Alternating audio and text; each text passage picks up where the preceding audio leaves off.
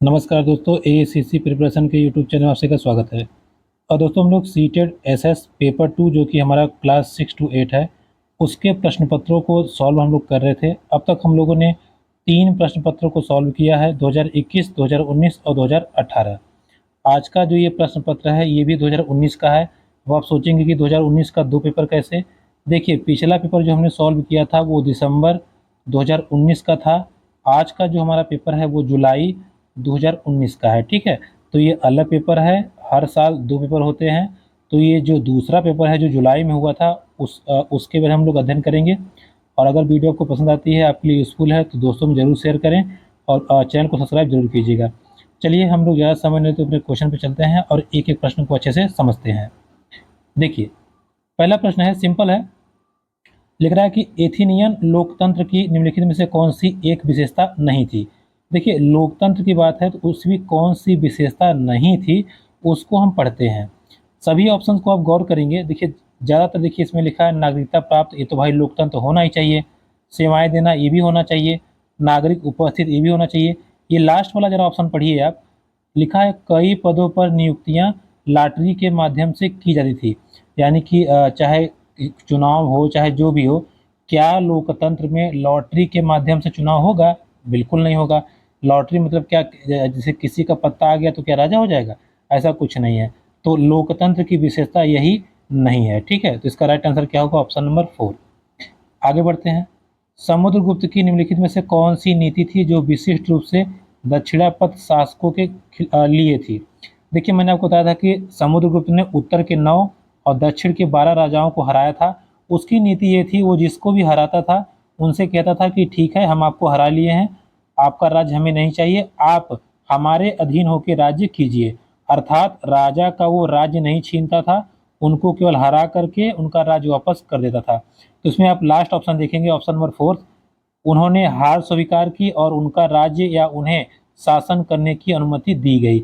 यानी कि समुद्रगुप्त ने जिन शासकों को हराया था उनको हराने के बाद में उन्हें उनका राज्य वापस कर दिया तथा उनको अपने नीचे काम करने के लिए कहा था, ठीक है। तो राइट आंसर क्या होगा? Option number 4। ठीक, हमें ऑप्शन भी देखने की जरूरत नहीं है, हम केवल अपने थ्योरी बेस पे चीज़ों को क्लियर करते जाएंगे, ठीक है। ये देखिए, थोड़ा सा कूट का क्वेश्चन है, थोड़ा सा अगर आप इसको हम जूम आउट कर ऑफ कर देते हैं, इसको जरा ध्यान समझिएगा। देखिए क्या लिख रहा है।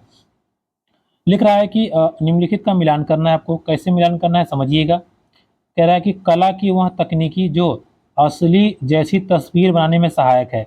असली जैसी तस्वीर, जैसे अगर आपको लगे कि यार मेरी पेंटिंग या मेरी जो तस्वीर है बिल्कुल रियल लगे, तो रियल लगने के लिए आपको जनरली ऑयल पेंटिंग करानी पड़ती है, ठीक है। तो इसमें जो पहला नंबर ऑप्शन है, कला की वह तकनीकी, इसका मिलान आपको करना है नंबर 4 में।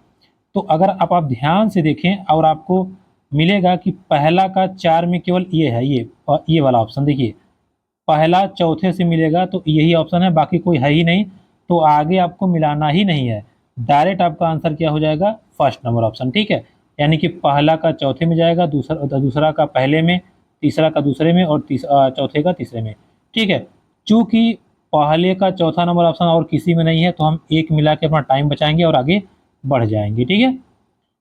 आगे देखिए, लिखा है 18वीं शताब्दी के अंतिम चरण में बम्बई, मद्रास, बंगाल प्रेसिडेंसियों का विकास ईस्ट इंडिया कंपनी ने किन व्यापारिक केंद्रों से किया?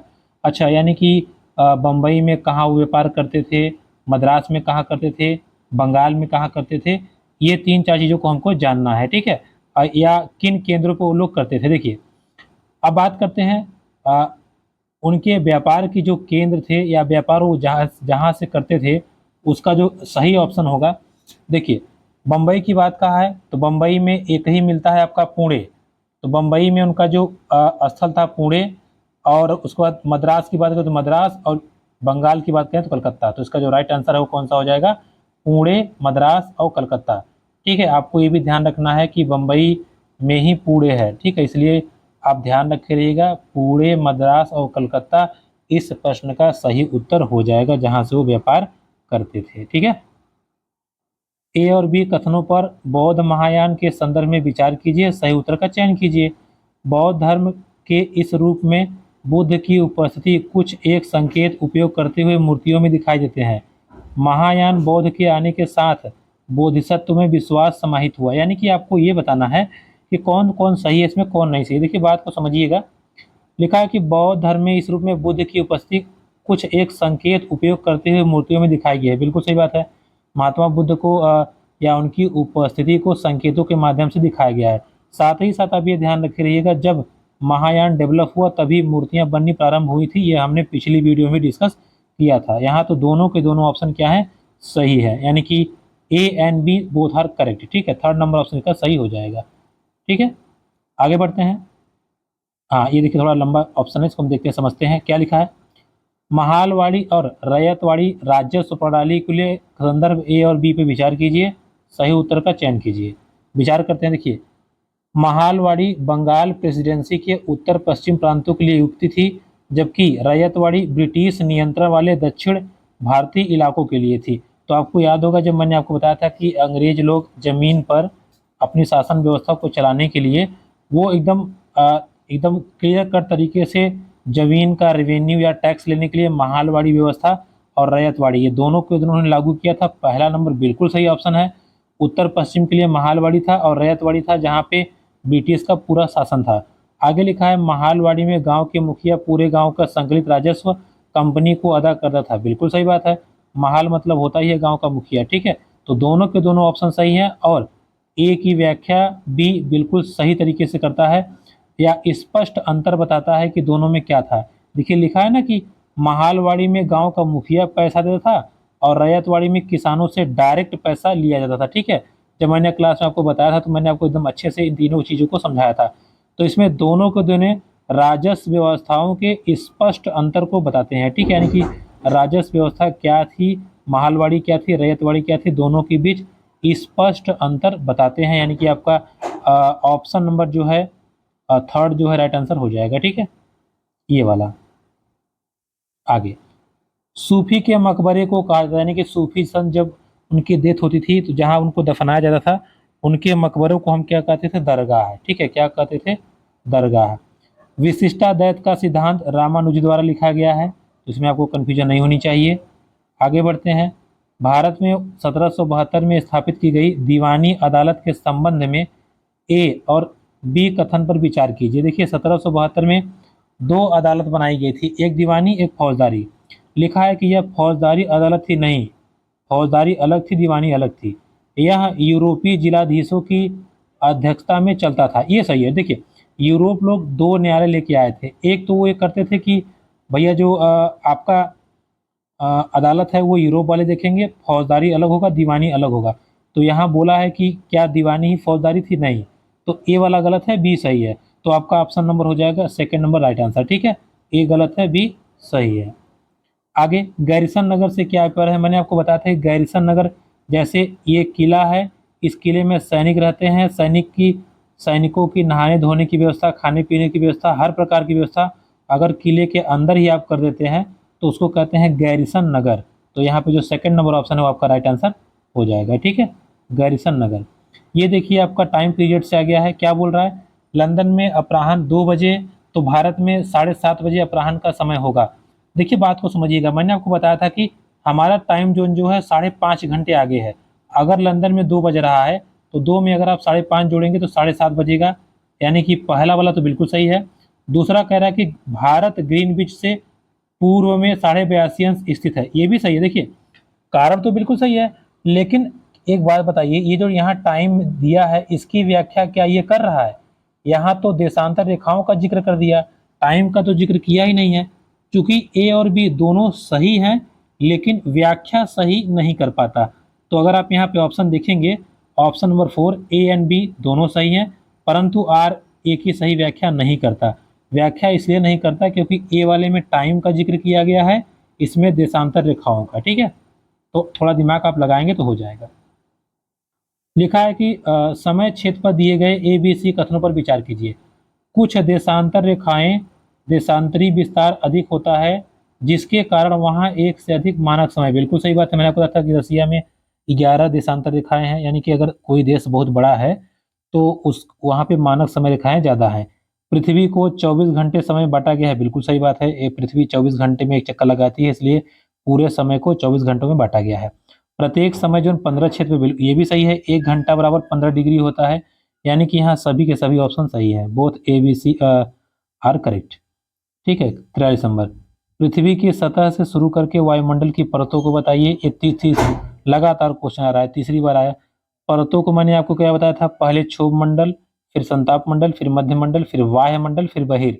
इसमें थोड़ा कंफ्यूजन मत रहिएगा, बहिर एकदम बाहर होता है, वाह्य थोड़ा सा अंदर होता है। वाह्य मंडल को हम आयन मंडल भी कहते हैं। ठीक है, आगे देखिए, ऋतुएं निम्नलिखित में से किस कारण से होती हैं। ऋतुएं मतलब जैसे मौसम का जो बदलाव होता है वो किस कारण से होता है, या मौसम किस कारण से बदलता है, उसको हमें यहाँ पे बताना है।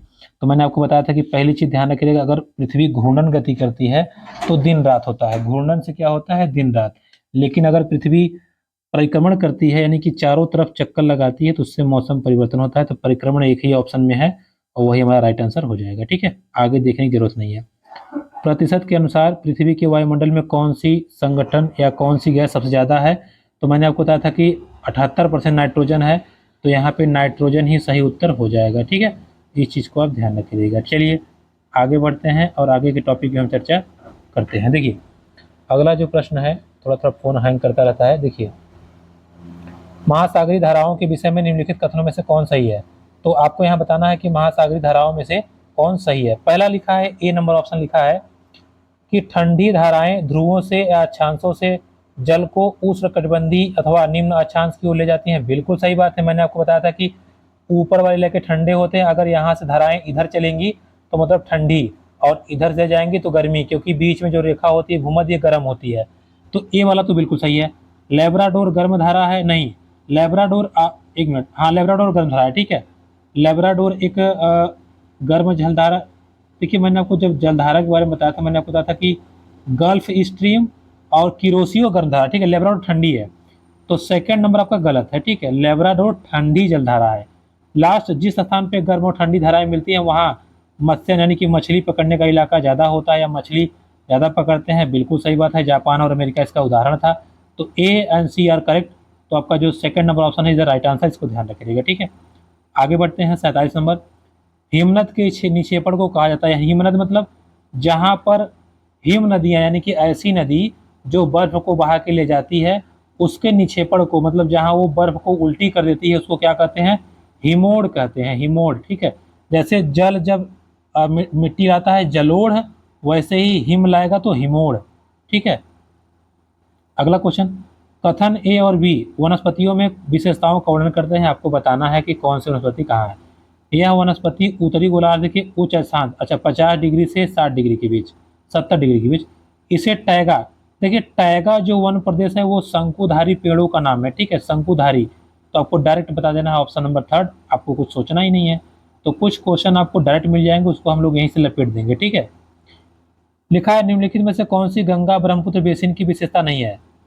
मैदानी क्षेत्र में ओक्स, बोलो एक चाप झील। हाँ ठीक है, देखिए गंगा जो ब्रह्मपुत्र बेसिन है कहीं पर भी चाप झील का निर्माण करती ही नहीं है, या गंगा जो झील है, गंगा जो नदी है, वो झील का निर्माण करती ही नहीं है। तो इसलिए इसका जो सही ऑप्शन होगा यही होगा, ये इसकी विशेषता नहीं है। बाकी आप देखेंगे तो इस क्षेत्र में जनसंख्या घनत्व तो ज़्यादा है, डेल्टा वाला है, और ये क्षेत्र कृषि योग्य बिल्कुल उपयुक्त है। तो तीन ऑप्शन आपके बिल्कुल सही हैं दृष्टिकोण से देखा जाए गंगा ब्रह्मपुत्र बेसिन के, लेकिन जो फर्स्ट ऑप्शन है वो सही नहीं है। तैराक मृत सागर में तैरते हैं। देखिए मृत सागर में कैसे तैरते हैं, मैंने आपको बताया था कि मृत सागर में लगभग 340 ग्राम नमक पाया जाता है, यानी कि 1 लीटर में नमक की मात्रा ज़्यादा होती है, जिसकी वजह से वहाँ लोग आसानी से तैर सकते हैं। तो सही ऑप्शन क्या होगा, नमक की अधिकता या नमक की मात्रा सागर को तैरने में मदद करती है या सघनता को बढ़ाती है। भूमि उपयोग के संदर्भ में ए और बी कथन पर विचार कीजिए और सही उत्तर का चयन कीजिए। यानी कि जो भूमि के बारे में कहा जाता है उस पर आप विचार कीजिए और सही उत्तर का चयन करना है आपको। लिखा है भूमि उपयोग से आशय भूमि का केवल कृषि और वन के लिए उपयोग है। एक बात बताइए, भूमि का क्या केवल हम कृषि और वन के लिए ही करते हैं, क्या उस पर हम रहते नहीं है, रहते भी है ना। तो इसने लिख दिया है केवल, इसलिए ए वाला हमारा ऑप्शन गलत हो गया। हम भैया और उपयोग करते हैं, तो ये वाला गलत हो गया। बी, भूमि का उपयोग मुख्यतः अपनी स्थलाकृति द्वारा निर्धारित होती है, ये सही है, स्थलाकृति द्वारा निर्धारित होती है। ए गलत है, बी सही है। आपका सेकंड नंबर ऑप्शन सही हो जाएगा। ठीक है, ए गलत है, बी सही है। रक्षक मेखलाएं मदद करती हैं। मैंने आपको बताया था कि ऐसे ऐसे पेड़ लगाए जाते हैं बहुत सारे, वो क्या करते हैं, वो जो मिट्टी धूल उड़ के जाती है उसको रोकते हैं, यानी कि मृदा क्षरण को बचाते हैं। तो सीधा सीधा लिखा है पवन की गति को रोक के मृदा आवरण के संरक्षण में काम करते हैं, यानी कि मृदा जो है वो कटे ना, उसको वो बचाते हैं। आगे लिख रहा है कि मृदा परिच्छेदिका की मोटाई कौन निर्धारित करता है, यानी कि मिट्टी के लिए अगर अगर इतनी मोटी है, फिर और मोटी, फिर और मोटी, फिर और मोटी कैसे होगी, इसको कौन क्लियर करता है? इसको क्लियर करता है टाइम। ठीक है, टाइम यानी कि समय। समय के अनुसार या समय ही चेंज करता है या समय ही बताता है कि मिट्टी की मोटाई कितनी होनी चाहिए, कितनी नहीं होनी चाहिए। तो इसका जो सही आंसर है वो है आपका ऑप्शन नंबर सेकंड। वितरण के आधार पर संसाधनों को वर्गीकृत किया जाता है। संसाधन मतलब चाहे प्राकृतिक हो, चाहे मानव निर्मित हो, चाहे अनवीकरणीय हो, वितरण के आधार पर उन्हें हम कैसे कर सकते। देखिए पहला लिखा है नवीकरणीय साधन, अनवीकरणीय साधन, जैव संसाधन, अजैव संसाधन, सर्वव्यापक संसाधन, स्थानीय संसाधन, और लास्ट फर्स्ट ऑप्शन है आपका वास्तविक संसाधन और संभाव्य। यही आपका राइट आंसर है। ठीक है, देखिए वास्तविक मतलब होता है कि क्या वाकई में ये संसाधन है कि नहीं है, और संभाव्य मतलब क्या ये संसाधन बन सकता है या नहीं बन सकता है। जैसे कि पहले जल से कोई ऊर्जा बनेगी कोई सोचता नहीं था, सोलर एनर्जी बनेगी कोई सोचता नहीं था, लेकिन वो सब भी ऊर्जा का रूप बन गए। इसलिए जो इसका एग्जैक्ट आंसर होगा वो होगा वास्तविक संसाधन और संभाव्य। यहाँ लोग गलती करेंगे, नवीकरणीय और अनवीकरणीय मार देंगे, लेकिन आपको नहीं मारना है। कारण उसका ये है कि नवीकरणीय और अनवीकरणीय ना मारने का कारण ये है कि ये ऊर्जा के प्रकार हैं। ठीक है, वर्गीकरण नहीं है। वर्गीकरण मतलब होता है कि क्या इससे ऊर्जा बनेगी अथवा नहीं बनेगी। ठीक है, चलिए आगे बढ़ते हैं। विविध समाज के संदर्भ में कथनों में से कौन सही है? अच्छा, विविध मतलब डाइवर्सिटी। तो देखिए डाइवर्सिटी वहीं आएगी जहां विभिन्न भाषा के लोग, विभिन्न जाति के लोग, विभिन्न धर्म के लोग रहते हों और मिलजुल के रहते हों। तो फर्स्ट ऑप्शन है वह समाज जिसमें भाषा, धर्म और संस्कृति में विभिन्नताएं और असमानताएं पाई जाती हैं। बिल्कुल सही बात है। ठीक है, मतलब एक ऐसा समाज जहाँ पे आपको भाषा अलग हो, धर्म अलग हो, जाति अलग हो, लेकिन सब लोग मिलकर साथ रहते हो, वही कहा जाता है विविध समाज यानी कि डाइवर्सिटी। ठीक है, आगे कौन सा कथन लिंग यानी कि जेंडर रूढ़िवादिता को चुनौती देता है? देखिए ये क्वेश्चन हर बार आपसे पूछ रहा है, बस बदल बदल के कह रहा है कि रूढ़िबद्ध धारणा को चुनौती देता है। मतलब जैसे हम लोग कह देते हैं कि लड़कियां पढ़ने में अच्छी नहीं होती, और अगर कोई लड़की टॉप कर गई इसका मतलब उसने धारणा को तोड़ दिया। तो कौन सा ऐसा है कि जो तोड़ रहा है? महिलाएं भावुक होती हैं ऐसा तो सब लोग कहते हैं, ये तो तोड़ नहीं रहा है। महिलाएं फैशन परस्त होती हैं, ये भी तोड़ रहा है। महिलाएं, हाँ ये देखिए, महिलाएं जिम्मेदार चालक होती हैं। आजकल हम लोग क्या कहते हैं कि पापा की परियां हमेशा स्कूटी लड़ा देती हैं, लेकिन ऐसा नहीं है, वो भी जिम्मेदार चालक हो सकती हैं या होती हैं। तो रूढ़िवादिता को चुनौती कौन देता है? Third number option. नारी मताधिकार आंदोलनकारियों की निम्नलिखित में से मुख्य मांग कौन सी थी? देखिए नारी मताधिकार, नाम में ही आपको लग रहा है भैया मताधिकार, वो वोटिंग के लिए आंदोलन कर रहे हैं, तो मुख्य बात क्या होगी? मताधिकार के लिए, यानी कि महिलाएं भी मत कर पाए, महिलाएं भी वोट दे सके, इसीलिए ये आंदोलन होता था। जातक के विषय में निम्नलिखित कथनों में से कौन सा सही है? जातक मतलब देखिए एक बौद्ध ग्रंथ है, इसके विषय में क्या सही है? बात को समझिएगा। जो जातक कथाएं हैं इसको नॉर्मल लोगों ने लिखा है, बौद्ध भिक्षुओं की सहायता से लिखा है, और बौद्ध भिक्षुओं ने उसकी संकलन या उसको इकट्ठा किया है। तो इसका जो राइट आंसर आप देख पा रहे होंगे, इसका जो राइट आंसर होगा ऑप्शन नंबर फर्स्ट, जातक कथाओं के बारे में। इसकी रचना जो है वो सामान्य पुरुषों ने किया था, सामान्य व्यक्तियों ने, लेकिन संरक्षित किसने किया था? संरक्षित किया था आपको बौद्ध भिक्षुओं ने। ठीक है, आईने अकबरी निम्नलिखित में से कथनों में से कौन सा सही है? देखिए पहली चीज, आईने अकबरी को लिखा था अबुल फजल ने। किसने लिखा था? अबुल फजल ने। उन्होंने 3 पार्ट लिखा था। देखिए 3 पार्ट क्या था? पहला पार्ट था अकबरनामा, पहला पार्ट था अकबरनामा, दूसरा पार्ट था अकबर की राजनीतिक व्यवस्था के बारे में, और तीसरा पार्ट था आईने अकबरी। तो पहले ही बोला है कि अकबर आईने अकबरी के बारे में आपको कौन सही है? लिखा है कि यह अकबरनामा के शीर्षक के अंतर्गत अकबर शासनकाल के इतिहास की पहली नहीं, ये तीसरा पार्ट था, तो पहला तो गलत हो गया। इसमें अकबर के पूर्वजों के बारे में विवरण पहले पार्ट में ही दिया गया था। यह मिर्जा हाकिम नहीं, अबुल फजल द्वारा लिखा गया है। लास्ट यह अकबर के प्रशासन के विषय में ये बताता था। ठीक है, 3 पार्ट था। पहला पार्ट था अकबरनामा जो कि पूर्वजों के बारे में बताता था, दूसरा पार्ट था आपका उसके पारिवारिक के मामले में, और जो तीसरा पार्ट था वो उसके शासन के बारे में बताता था, जो कि आईने अकबरी का भाग था। ठीक है, पहला अकबरनामा, दूसरा अकबर के चरित्र के बारे में, और तीसरा था आपका अकबर या आईने अकबरी। तो इसका राइट आंसर होगा ऑप्शन नंबर थर्ड। चलिए, निम्नलिखित में से किसने अपनी कृतियों को भी शामिल करते हुए बाबा गुरु नानक की रचनाओं को गुरुमुखी में अंकित किया? देखिए गुरु नानक जी जो थे उनकी रचनाओं को गुरु अंगद देव ने अपनी रचनाओं को सम्मिलित करते हुए साथ में लिखा, तो इसका सही आंसर क्या होगा, गुरु अंगद देव। ये सब क्वेश्चन मैंने आपको एनसीईआरटी बेस पे कराए हैं, इसलिए हम लोग इसको फटाफट करते चले जा रहे हैं। आपने नहीं दोहराया तो रिक्वेस्ट है काइंडली, अगर आपको ज़्यादा समझ नहीं लगेगा, 29 वीडियो है, आधे घंटे की, 15 घंटे की वीडियो है, अगर आप चाहेंगे तो 3 दिन में देख के साफ कर देंगे और अच्छे से आपका मार्क गेन हो जाएगा, ऐसा मेरा विश्वास है। ठीक है, क्योंकि अभी तक हम लोग जो पेपर सॉल्व करते आ रहे हैं 2021 से 2021 हो गया, 18 हो गया, 19 हो गया, 17 हो गया, सबको हम लोग अच्छे से निपटा जा रहे हैं। तो आपको अगर वीडियो पसंद आ रही है तो प्लीज़ लाइक जरूर कीजिएगा, सब्सक्राइब जरूर कीजिएगा और कम से कम अपने 2 दोस्तों को जरूर शेयर कीजिए ताकि उनका थोड़ा भला हो। ठीक है, भले से वो ये पढ़ते रहे ना पढ़ते रहे, उनको अदर सब्जेक्ट में लाभ हो जाएगा। चलिए हम समझते हैं अपने प्रश्न को। ए और बी का मिलान करना है और मिलान करने के बाद हमको इसको बताना है। ठीक है, देखिए पहला लिखा है सूची ए में कृषि श्रमिक। अब जरा ऑप्शन आप बताइएगा कृषि श्रमिक क्या करता है। ठीक है, कृषि श्रमिक की हम बात करें तो भैया श्रमिक जो है वो क्या कर सकता है। देखिए पहला लिखा है स्वास्थ्य और बेमौसम उपभोग। बड़ा किसान क्या करता है, उर्वरक कीटनाशक कृषि संसाधन संयंत्र के लिए सरकारी ऋण। मध्यम किसान, अच्छा यानी कि तीनों टाइप किसान है।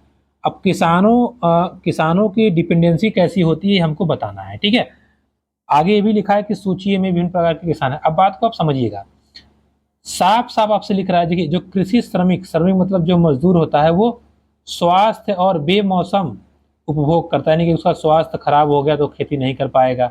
बड़ा किसान जो है कृषि संसाधन सरकार से ऋण लेकर के अपनी खेती करता है। जो मध्यम किसान होता है वो उर्वरक और कीटनाशक बीजों पर ज़्यादा डिपेंडेंट करता है। तो इसका जो राइट आंसर होगा फर्स्ट का फर्स्ट में होगा, सेकंड का थर्ड में होगा और थर्ड का सेकंड में, यानी कि option number third is the right answer. ठीक है, आप खुद दिमाग लगाइए, श्रमिक मतलब मजदूर, मजदूर का कभी स्वास्थ्य नहीं सही है, कभी क्या है।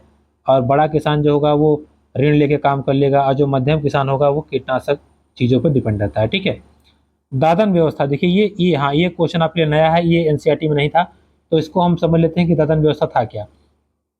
लिखा है कि दादन व्यवस्था के अंतर्गत बुनकर और सौदागर के बीच निम्नलिखित में से कौन सा व्यापार स्वरूप है। यानी कि बुनकर और सौदागर, बात को समझिएगा, जो बुनकर है वो कपड़ा बेचेंगे और जो सौदागर है वो पैसा देंगे। तो लिखा है ना, सौदागर से न्यूनतम बोली पर सूत कपड़ा खरीदा जाता है और कपड़ा ऊंची बोली पर बेचा जाता है। यानी कि जो बुनकर थे वो सस्ते में कपड़ा खरीद लेते थे, उसको सिलाई उलाई करने के बाद में महंगे में बेचते थे। तो इसका जो राइट आंसर है वो क्या है, ऑप्शन नंबर फर्स्ट। ठीक है, चलिए आगे बढ़ते हैं। ए तथा ई तक के स्थानों पर विचार कीजिए। अब विचार करने के बाद में लिखा है जिसमें टमाटर के केचप उपभोक्ता तक पहुंचती है, बाजार के श्रृंखला को आगे पीछे करके लिखा गया है। यानी कि इसमें जो क्रम है उल्टा पुल्टा लिखा गया है, आपको उसको सही करके बताना है। ठीक है, किसके संदर्भ में, बाजार के संबंध में, सॉरी टमाटर के संदर्भ में।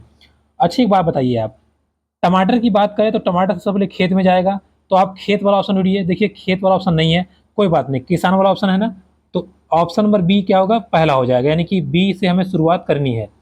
तो यहाँ अगर आप देखें तो बी से शुरुआत पहले में है और सेकंड में है, दो को काट दीजिए, दो ऑप्शन खत्म हो गए। अब बात करते हैं इसके बाद कौन सा होता है। देखिए लिखा है ना, किसान टमाटर का बीज स्थानीय व्यापारी से खरीदता है। खरीदने के बाद में अगला लिखा है आपको, थोक विक्रेता व्यापारी सब्जी मंडी में टमाटरों की बोली लगाता है। विपणन करने वाली कंपनियां भंडारों को आपूर्ति करती हैं। सोना पड़ोसी दुकानदार से टमाटर केचप खरीदता है। टमाटर केचप मतलब टमाटर को खरीद करके वो बनाने के बाद केचप बनता है। तो यानी कि बी के बाद ऑप्शन सी सही है। पहले क्या करेगा, टमाटर अस्थाई बीज लेगा, फिर थोक विक्रेता लेके जाएगा। थोक विक्रेता लेने के बाद में छोटे शहर में खाद्य संस्करण को खरीदेंगे, उसके बाद वो विपणन करने वाली कंपनी को देंगे जहाँ केचप बनता है, और जब केचप बन जाएगा तो वो पड़ोसी दुकान पे बेच देगा। यानी कि option number B C D E A इसका राइट आंसर हो जाएगा। कोई जिला जज द्वारा, अच्छा अगर जिला जज आपके खिलाफ न्याय दे देता है सिविल कोर्ट, तो आप कहाँ अपील कर सकते हैं, हाई कोर्ट में। यानी कि इसका ऑप्शन नंबर थर्ड जो है राइट आंसर हो जाएगा, उच्च न्यायालय में। ठीक है, चलिए भारतीय संसद पर दिए गए ए और बी कथनों पर विचार कीजिए। कोई भी राजनीतिक दल जिसके पास लोकसभा में कितने भी सदस्य हों वह सरकार बना सकती है, बिल्कुल नहीं। लोकसभा के आधे से अधिक जब सदस्य होंगे तभी आप सरकार बना पाएंगे, ये तो गलत हो गया। लोकसभा, राज्यसभा, राष्ट्रपति, हाँ संसद के अंग ये तीनों है, तो ए सही है लेकिन बी गलत है। तो इसमें तो ऐसा कुछ है नहीं, केवल बी सही है, सॉरी। ठीक है, केवल बी सही है। ठीक है, ये बात ध्यान रखिएगा। देखिए लोकसभा में सरकार बनाने के लिए आपके पास आधे से अधिक जनसंख्या होनी चाहिए, ऐसा नहीं है कि आप 5 सीट लेकर के सरकार बना लेंगे। और रही बात संसद की, संसद के हिस्सा लोकसभा, राज्यसभा और राष्ट्रपति होते हैं। अगला प्रश्न, नीचे दिए गए कथन पर विचार करना है और बताना है। सत्ता के दुरुपयोग की रोकथाम के लिए भारतीय राज्य कई नियम और संतुलन रखता है। ऊपर दिए गए कथन में भारतीय राज्य का अर्थ क्या है? देखिए, भारतीय राज्य, अब यहाँ भारतीय राज्य का मतलब ये थोड़ी है कि यूपी बिहार, ऐसा कुछ नहीं है। भारतीय राज्य से उसका मतलब ये है कि जो भारत की शासन व्यवस्था है वो क्या करती है। यानी कि अगर सत्ता का कोई दुरुपयोग कर रहा है या सत्ता का कोई गलत फायदा उठा रहा है तो उसके लिए हम क्या कर सकते हैं, या उसके लिए हम किस चीज़ों पर डिपेंड है, तो वो है हमारी राजनीतिक व्यवस्था। ठीक है, पॉलिटिक्स के वाले लोग या हमारा राजनीतिक जो सिस्टम है वो उस पर ध्यान रखता है या उसको अच्छे से चलाता है। इतिहास का अध्यापन निम्नलिखित में से किस पर केंद्रीभूत होना चाहिए? यानी कि इतिहास आप पढ़ाना चाहते हैं तो किस पे केंद्रित होना चाहिए, हमें इस पे थोड़ा सा डिस्कस करना है। पहला लिखा है बहु प्रदर्शनों की संकल्पना, ऐतिहासिक विविधता के भाव का निर्माण, बिल्कुल सही बात है, भाव का निर्माण होना चाहिए। विद्यार्थियों में ऐतिहासिक परिप्रेक्ष्य में रहने की परिकल्पना करने के लिए प्रोत्साहित, बिल्कुल सही है, यानी कि दोनों के दोनों सही है। ठीक है, option number third, option number third is the right answer. अगला, निम्नलिखित कथनों में से दो गलत हैं, इन्हें पहचानें। अच्छा, दो गलत है, पहचानना है। पहला, वैज्ञानिक जांच के प्राकृतिक और भौतिक आधार को सामाजिक विज्ञान में भी शामिल प्रयुक्त किया जाता है, बिल्कुल सही बात है। विज्ञान को हम सामाजिक विज्ञान में सम्मिलित कर सकते हैं, इसमें कोई गलत बात नहीं है। लेकिन हम थोड़ा सा और समझते हैं। अच्छा सॉरी, जांच की लिखा है ना, जांच नहीं होना चाहिए। ठीक है, अगर उपयोग लिखा तो अलग बात थी। सामाजिक विज्ञान के अध्यापन में केवल मूल्य आधारित शिक्षा का उत्तरदायित्व है, मूल्य आधारित शिक्षा का उत्तरदायित्व है। अच्छा, एक सेकंड रुकिए, नहीं, मूल केवल लगाया है तो ये नहीं होना चाहिए। आगे, सामाजिक विभिन्न विषयों के पढ़ने के तरीके समान है, नहीं, गलत बात है। और ये डी नंबर, देखिए ये दोनों ऑप्शन गलत है। ठीक है, पहला और सी आपका सही है, बी और डी गलत है। क्योंकि हमें गलत ही चुनना था तो बी और डी गलत है, यानी कि option number third is the right answer. ठीक है, चलिए आगे बढ़ते हैं। एक सामाजिक विज्ञान अध्यापक या अध्यापिका अगर आप हैं तो आपका लक्ष्य क्या होगा? देखिए, लक्ष्य क्या होगा, आप स्पष्ट है, आपको याद नहीं करवाना है। सापेक्ष महत्व का निर्माण, पाठ्यचर्या को पूरा करना नहीं है, परीक्षा उत्तीर्ण करना नहीं है, तो आपका जो सेकंड नंबर है वो बिल्कुल सही ऑप्शन हो जाएगा। यानी कि सापेक्ष महत्व, जो आप इतिहास भूगोल जो भी पढ़ा रहे हैं उसका जीवन में क्या महत्व है, ये बच्चों को सिखाना बहुत ही जरूरी है। ठीक है, तो इसका होगा सापेक्ष महत्व वाला। आगे बढ़ते हैं, क्वेश्चन नंबर 70। सामाजिक और राजनीतिक जीवन की पाठ्य पुस्तकों को विकसित करते समय निम्नलिखित उपागमों में किसे उपयुक्त समझा गया है? प्रत्यक्ष उदाहरणों तथा अनुभवों से सीखना, आंकड़ों और तथ्यों का स्मरण आधारित सीखना। देखिए, स्मरण तो कभी जिंदगी में नहीं होगा, आपको याद नहीं करना है। अनुभव आपका हो सकता है, तो इसमें केवल ए सही है। ठीक है, बी आपका सही नहीं है, इसलिए आप ऑप्शन नंबर केवल ए सही मार के चल सकते हो। 71 नंबर देखते हैं।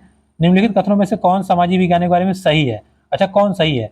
जानकारी का स्मरण करने से आध्यात्मिक विकास होता है। ओके, तथ्य का स्तर सदैव निश्चित होता है। अब देखिए, इसमें बात तो सही है कि अगर जानकारी अगर आप जानते रहेंगे तो अवधारणात्मक विकास तो आपका होगा, कंसेप्चुअल डेवलपमेंट आपका होगा। तो यहाँ पे दोनों के दोनों बिल्कुल सही है। ठीक है, वन्य जीव संरक्षण के लिए विद्यार्थियों को संवेदनशील बनाना, देखिए विद्यार्थियों को संवेदनशील बनाना हो या उनको प्रत्यक्ष अनुभव देना हो तो आप सीधा उनको घुमा दीजिए। तो इसमें जो आप देखेंगे क्या लिखा है, संदर्भित नीति और कानून का पठन करना नहीं, वन्य जीव संरक्षण पर नाटक तैयार करना, सप्ताह को मनाना, पशु आधारित उत्पादों को न खरीदने की प्रतिज्ञा लेना, बिल्कुल नहीं। इसमें जो सेकंड नंबर ऑप्शन है, अगर आप नाटक के द्वारा शो करा देंगे कैसे जानवरों को मारा जा रहा है, कैसे जंगल खत्म हो रहा है, तो बच्चों को उसका प्रभाव पड़ता है। यानी कि option number second is the right answer. खुली किताब के मूल्यांकन का उद्देश्य क्या है? यानी कि किताब को खोल करके आप उत्तर लिखिए, उसका उद्देश्य क्या है? पहला, विद्यार्थियों पर सभी तथ्यों और विवरणों को कंठस्थ करने के भार को अनुभव नहीं होना है, ये सही है। ठीक है, अगर आपके पास किताब रहेगी तो आप फॉर्मूला वगैरह याद नहीं करेंगे, आप खट से निकल जाएंगे। और ये बिल्कुल यही सही आंसर है। नए अध्यापक का दबाव नहीं होगा, विद्यार्थियों को अतिरिक्त नहीं होगा। सही उत्तर ठीक ठाक बिल्कुल नहीं, तो आपका जो पहला नंबर ऑप्शन है वही सही हो जाएगा।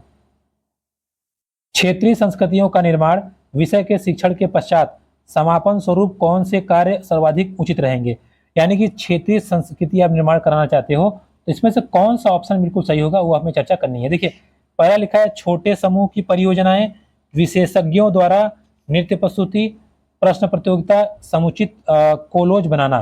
तो आप जरा एक बात ध्यान से समझिएगा क्या कहना चाहता है वो। देखिए, इसमें जो बी पहला लिखा है कि छोटे समूह की परियोजनाएं, ये सही है। परियोजना आप बना सकते हो, संस्कृति निर्माण के लिए परियोजना आप बना सकते हो, ठीक है। विशेषज्ञ नहीं, विशेषज्ञ को क्या होता है, नृत्य प्रस्तुति कोई भी कर सकता है। आगे लिखा है प्रश्नोत्तरी प्रतियोगिता, ये भी कर सकते हो आप। एंड द लास्ट वन कोलोज बनाना, ये भी रख कर सकते हो आप। तो ए बी और डी, ए बी डी आपका एक सेकंड हो जाइए, प्रश्नोत्तरी प्रतियोगिता, नाच प्रतियोगिता, नहीं नहीं सॉरी सॉरी, देखिए एक सेकंड सवाल सवाल समझिएगा। कह रहा है कि क्षेत्रीय संस्कृति का आपको निर्माण करना है, यानी कि वहाँ के कल्चरल को डेवलप करना है, तो हम क्या कर सकते हैं, छोटे समूह में परियोजना, बिल्कुल सही है। नृत्य प्रस्तुति कर सकते हैं, जैसे कहाँ का कैसा नृत्य कर सकते हैं। प्रश्न नहीं, प्रश्न से ज्ञान बढ़ेगा, आपका संस्कृति विकास नहीं होगा। हाँ, लास्ट में कोलोज वाला है, ए बी डी आपका राइट आंसर हो जाएगा, यानी कि सेकंड नंबर, ठीक है, ए बी डी। आगे, कल्पना कीजिए आप एक साम्राज्यगत वंशागत में मिला है, आप अपने साम्राज्य का विस्तार किस प्रकार अस्थायी और संपन्न करेंगे। यानी कि अगर आपको आपके पिताजी का राज्य मिल गया है तो आप क्या कर सकते हैं उसको बढ़ाने के लिए या उसको डेवलप करने के लिए। लिखा है अनुभवों की तुलना, किस मतलब लिखा है आगे ना, ऊपर दिए गए प्रश्न के संदर्भ में एक अध्यापक के रूप में आप विद्यार्थियों को जांचते वक्त किस पर कुशलता पर बल देंगे। अनुभवों की तुलना पर, विश्लेषण पर, परिस्थितियों का अनुमान, निष्कर्ष, तर्क करने की क्षमता।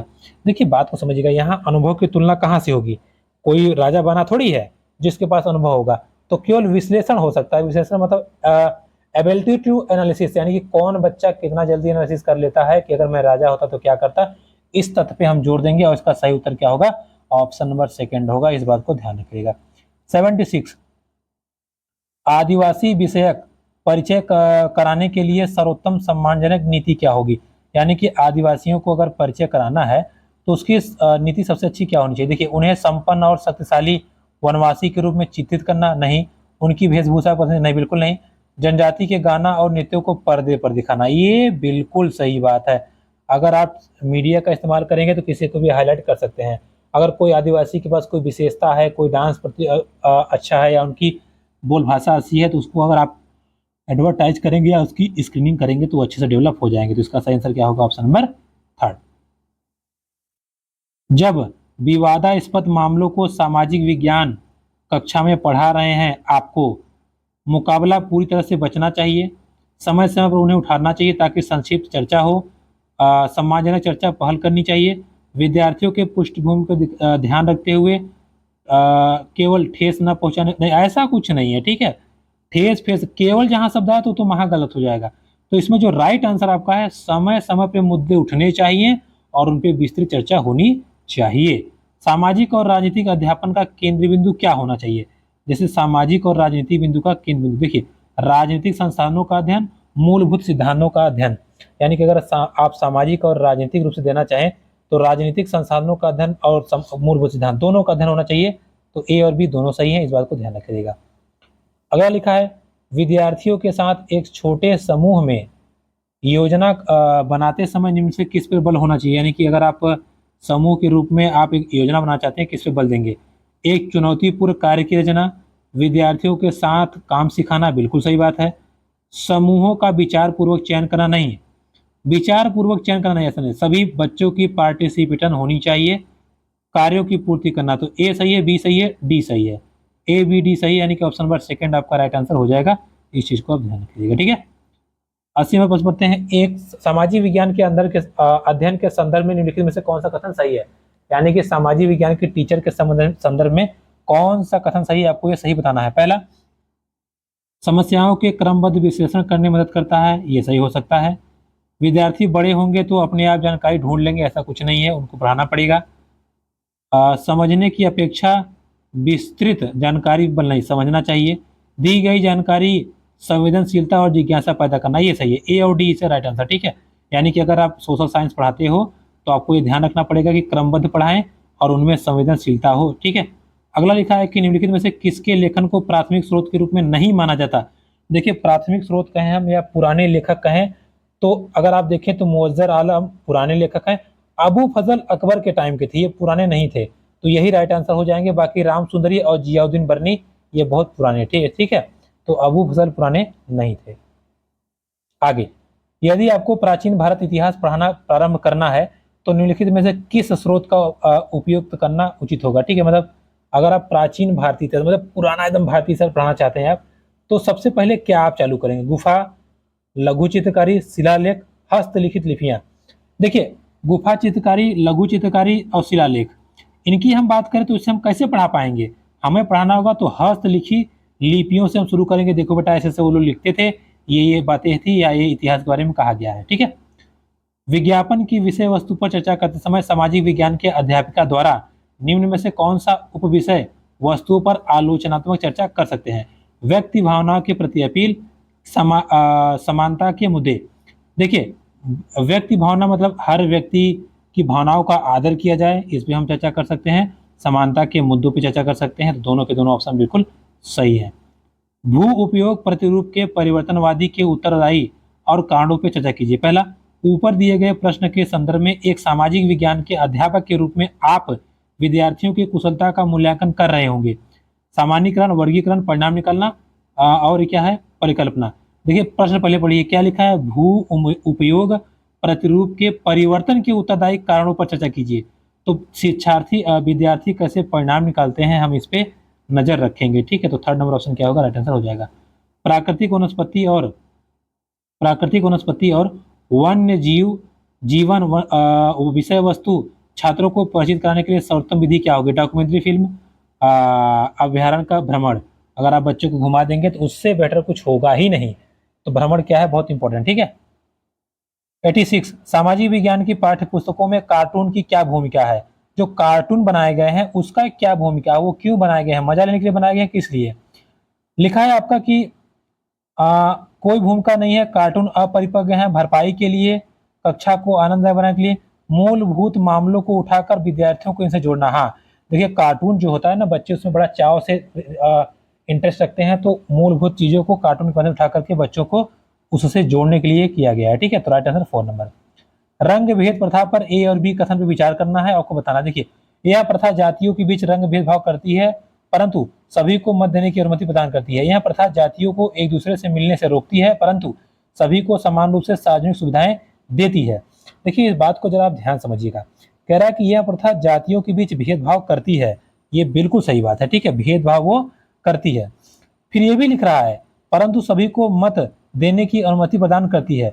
मत तो दे सकते हैं लेकिन भेदभाव की अनुमति वो करती है, तो इसमें आपका ऑप्शन नंबर ए सही है। अगला देखें, जाति, यह प्रथा जातियों को एक दूसरे से मिलने से रोकती है, ये सही है। ठीक है, रोकती भी है परंतु सभी सुविधाएं प्रदान करती है, मिलने से रोकती है, सुविधा प्रदान करती है। तो इसमें ए और बी दोनों सही होना चाहिए, बट थोड़ा सा कंफ्यूजन है इसमें। अगर हमें लगता है क्या तो दोनों सही होंगे दोनों गलत होंगे, हम सही मान के चलते हैं। ठीक है, तो ए आपका सही होगा, थर्ड में। देखिए निम्नलिखित में से कौन ग्राम पंचायत में चुनकर आते हैं और कार्य संभालते हैं। देखिए सरपंच गांव में आते हैं, वार्ड के सदस्य बीडीसी आते हैं, बीडीसी भी आते हैं, सचिव और ग्राम सभा के सदस्य नहीं आते, तो ए भी आपका सही आंसर हो जाएगा। इस बात को आप ध्यान रखिएगा। ठीक है, 89, निम्नलिखित कार्यों में से पटवारी का उत्तरदायित्व कौन सा, यानी कि लेखपाल क्या काम करते हैं। सामूहिक संपत्ति का निर्माण, ऐसा थोड़ी है कि अपना पैसा बनाए रखें। भूमि विकास के लिए योजना, बिल्कुल नहीं है। शिकायतों की जांच पड़ताल करना, बिल्कुल नहीं है। हाँ, भूमि मापन और आलेखों को सुरक्षित करना, ये किसका काम है, लेखपाल का काम है। ठीक है, इस चीज को आप ध्यान रखिएगा, किसका काम है, लेखपाल का। लास्ट क्वेश्चन समझते हैं क्या लिख रहा है। निम्नलिखित कथनों में से कौन सा कथन स्थानीय शहरी के कार्य के संदर्भ में सही है, यानी कि स्थानीय शहरी कार्य के संबंध में कौन सही है, हमको वो जानना है। देखिए क्या लिखा है, नगर निगम का आयुक्त वर्ष का बजट बनाता है और निर्णय लेता है। वार्ड के पार्षदों का चुनाव आयुक्त द्वारा होता है, उसे रिपोर्ट करते हैं। शासन के मामले हल करने के लिए वार्ड पार्षदों की समितियां बनती हैं। वार्ड पार्षदों का सरपंच मुखिया होता है, ये सही है। ठीक है, देखिए मुखिया तो आपका जो होता है यही होता है वार्ड। अगर आप देखें तो राइट आंसर आपका क्या होगा, वार्ड के पार्षदों का आयुक्त चुना जाता है, ये सही है। ठीक है, सेकंड नंबर, पार्षदों द्वारा आयुक्त की नियुक्ति होती है। ठीक है, तो दोस्तों ये थे हमारे 2019 जुलाई के सभी प्रश्न पत्र। आपको वीडियो पसंद है तो प्लीज शेयर जरूर कीजिएगा दोस्तों में, लाइक भी कीजिएगा और चैनल को सब्सक्राइब कीजिएगा। मिलेंगे आपसे अगली वीडियो में, तब तक के लिए नमस्कार।